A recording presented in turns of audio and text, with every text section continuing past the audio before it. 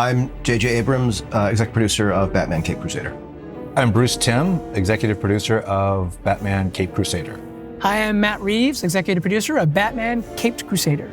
Hi, I'm James Tucker, and I am a co-producer on Batman Cape Crusader.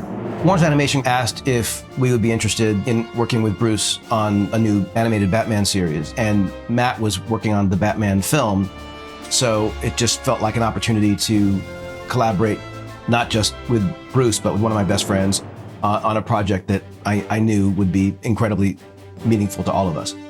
One of my elevator pitch versions of this show is that it's more Batman the Animated Series than Batman the Animated Series. It kind of goes back to the original principles of the show that we originally came up with back in the early 90s. There was certain limitations on what we could do in terms of adult content, in terms of violence and adult themes. And my idea is basically to say, okay, it's 1990 again.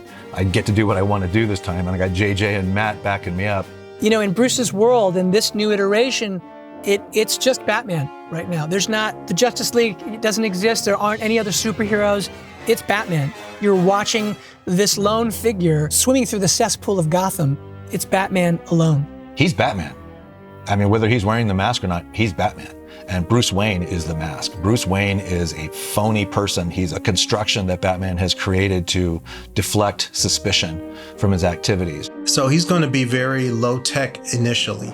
You know, as he develops as a character, we'll start introducing those gadgets. And, you know, the audience can see how he developed the Batmobile using different prototypes. That's part of the fun of this series, is we're finding him discovering these things that most other Batman series, they already were there.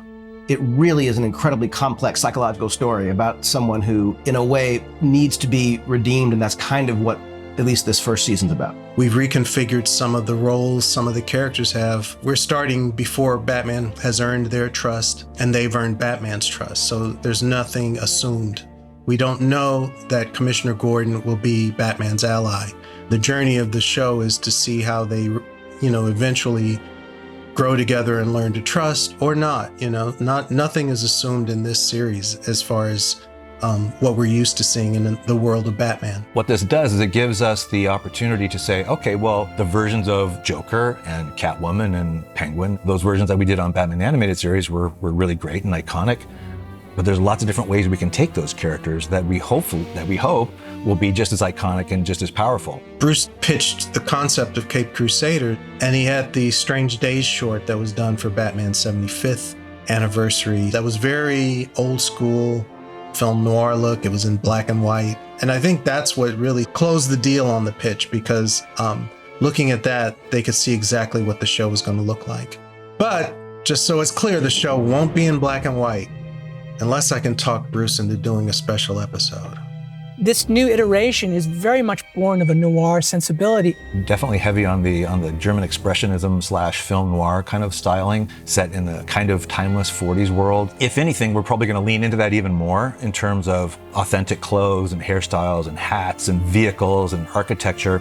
The way we deal with the characters is going to be quite a bit more modern in terms of inclusivity, representation, things like that. Cape Crusader is something that, you know, I feel honored to get to be part of the creative conversations, to get to help and support along with Matt, you know, not just the vision for how they want to do it, but even in using new technologies, the opportunity to take advantage of literally techniques that didn't exist back when Bruce was doing the animated series. It's an honor, and I'm thrilled to be able to work on this. But to be honest with you, the most exciting part is I can't wait to see how it turns out. I can't wait to see all of this come together. I'm a fan, and I just want to see what Bruce does.